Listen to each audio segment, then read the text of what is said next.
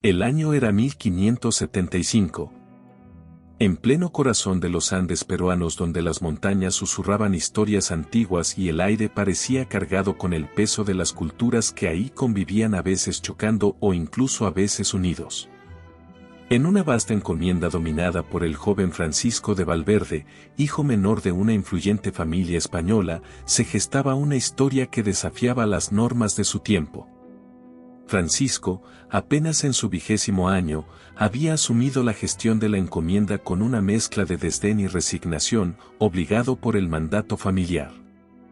Pero el destino parecía tener planes diferentes para él, planes que comenzaron a tomar forma una tarde cuando, entre los campos de coca, divisó por primera vez a Amaru, una joven indígena cuya mirada sostenía tanto la fuerza de su pueblo como un misterio que lo cautivó al instante.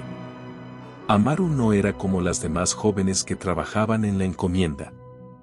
Había heredado la dignidad de sus ancestros, una dignidad que no se doblegaba ante el peso de las cadenas impuestas por los conquistadores. Su habilidad para sanar con hierbas y su canto, que resonaba como un eco de las montañas mismas, la hacían destacar. Francisco, que al principio observaba desde la distancia, pronto encontró excusas para acercarse, una pregunta casual, un ofrecimiento de ayuda innecesario. Incluso fingiendo interés en las plantas medicinales que Amaru recolectaba. Lo que comenzó como un impulso inconsciente se transformó rápidamente en algo más profundo, en un amor que ni las barreras culturales ni las murallas sociales lograron contener. Sin embargo, este vínculo secreto no pasó desapercibido por los demás. Los rumores comenzaron a extenderse como un incendio en la llanura. Los capataces, al servicio de la familia Valverde, miraban con creciente sospecha los encuentros furtivos entre Francisco y Amaru. La noticia llegó rápidamente a los oídos del hermano mayor de Francisco, un hombre implacable cuya principal preocupación era mantener el honor familiar. En la encomienda, donde el control y el poder eran las piedras angulares del orden establecido, el amor entre un joven español y una indígena era visto como una afrenta. Un desafío inadmisible al rígido sistema colonial. Pero Francisco estaba dispuesto a arriesgarlo todo, incluso su vida, por aquello que había encontrado en los ojos de Amaru, libertad. El sonido de las hojas agitándose al viento se mezclaba con el crujir de las botas de Francisco mientras avanzaba por el denso bosque al amparo de la noche. Amaru iba a su lado, con el rostro iluminado por una mezcla de determinación y miedo. Habían tomado la decisión de huir ese mismo día, después de que Francisco escuchara los planes de su hermano para separarlos de manera definitiva. Su objetivo era llegar a las montañas, donde esperaban encontrar refugio entre comunidades que aún resistían el dominio español. Cada paso era una apuesta contra el tiempo, conscientes de que los hombres enviados por la familia de Francisco podían alcanzarlos en cualquier momento. Mientras cruzaban un río que bajaba caudaloso desde las montañas, el pasado de ambos parecía desvanecerse con la corriente. Francisco, por primera vez, se sentía libre de las expectativas y las cadenas invisibles que lo habían atado toda su vida.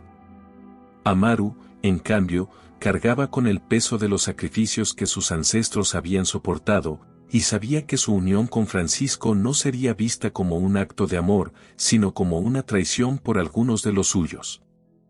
Pero sus manos entrelazadas en ese momento hablaban de algo más profundo, de una esperanza que se había arraigado en medio del caos.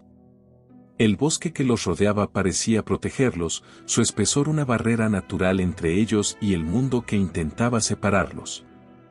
No obstante, la calma era efímera. A lo lejos, el sonido de cascos de caballos rompió la serenidad de la noche. Amaru detuvo a Francisco, con los ojos alertas y la respiración contenida. Sabían que no podían avanzar mucho más sin dejar rastro y que la persecución había comenzado. La determinación en el rostro de Francisco se mantuvo firme mientras apretaba la mano de Amaru, prometiéndole que, sin importar las dificultades, no volvería a dejarla sola. En ese instante, entre la amenaza inminente y la promesa del amanecer, ambos comprendieron que su amor no solo desafiaba las normas de su tiempo, sino que se había convertido en su única brújula en un mundo desmoronado.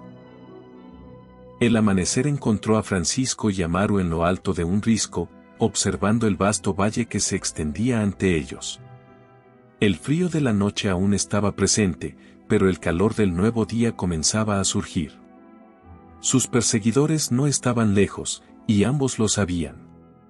Amaru, con su rostro marcado por la fatiga pero también por una inquebrantable determinación, señaló un sendero oculto que serpenteaba montaña abajo. Su pueblo había hablado de un refugio ancestral, un lugar donde la naturaleza misma protegía a los suyos de intrusos. Con un último vistazo al sol naciente, decidieron seguir adelante, conscientes de que su tiempo era limitado. Sin embargo, el destino les alcanzó en las profundidades del bosque. Los hombres enviados por la familia de Francisco, armados y decididos, los acorralaron cerca de un claro. Francisco, alzándose frente a Amaru, intentó razonar con su hermano, buscando apelar a un sentido de humanidad que ya no existía en sus ojos. Pero las palabras fueron inútiles. Los gritos de los hombres y el choque de las armas se mezclaron con el sonido del viento entre los árboles. En un acto desesperado, Amaru intentó huir, pero fue capturada. Francisco, golpeado y reducido, solo pudo observar impotente cómo los lazos invisibles de la sociedad colonial volvían a imponerse sobre ellos. El desenlace fue tan amargo como inevitable. Amaru fue llevada de regreso a la encomienda, donde la separaron de su gente y la condenaron a una vida de trabajos forzados. Francisco, deshonrado por su familia, fue enviado de regreso a España, exiliado de la tierra que había llegado a amar. Pero en los corazones de ambos, la semilla de su amor permaneció intacta, como una rebelión silenciosa contra el orden establecido.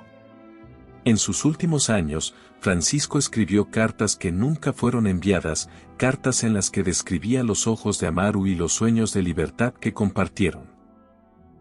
En las montañas, según cuentan las leyendas, el canto de Amaru aún resuena, llevando con él el recuerdo de un amor que desafió a un imperio. Dale like, compártelo y suscríbete si te gustó nuestro contenido. Nos vemos.